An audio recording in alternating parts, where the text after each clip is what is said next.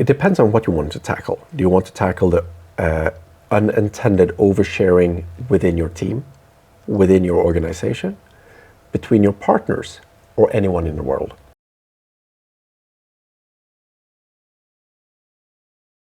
So 53% of the companies have thousands of sensitive files open to all employees. What's your take on that? I find it more disturbing that we still have a lot of companies that have legacy file systems. So file shares without understanding the right levels, that they are simply oversharing a lot of information. So not only is this a problem within Microsoft 365 or any cloud service, this is a problem on legacy IT systems as well. And a lot of companies are still there. So it's not carelessness, it's accumulation over time. It's legacy debt. Let's just say it that way. So it doesn't matter if you start a new company today, you don't have any technical debt. You don't have any routers that need to be changed. You don't have any laptops that need to be replaced. But most significant of all, you don't have a SAN with tens of terabytes of data that needs to be cleaned.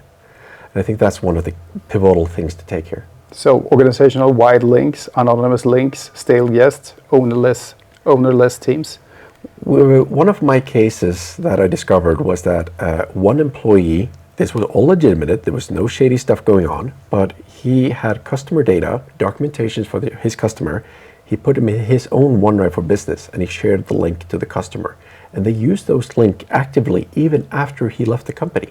So they couldn't kind of turn off his account because people were still using that data. So what do you do? Do you move the data? Where should you move it? Because technically it's not organizational data, it is the customer's data. So understanding who owns the data, where should it stay, and who should access and when and how long. So most tools stop at the workspace door. We walk in and inventory every room, every risky file tied to a named owner, bulk remediation or delegation to content owners through my TeamsFox app, notify, wait, and act. So it depends on what you want to tackle. Do you want to tackle the unintended oversharing within your team, within your organization, between your partners, or anyone in the world? And here's also a different take.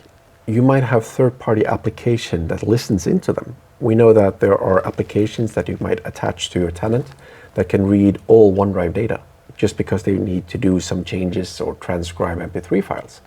Do you really want that third-party application to have access to all employee OneDrive for businesses? Maybe yes.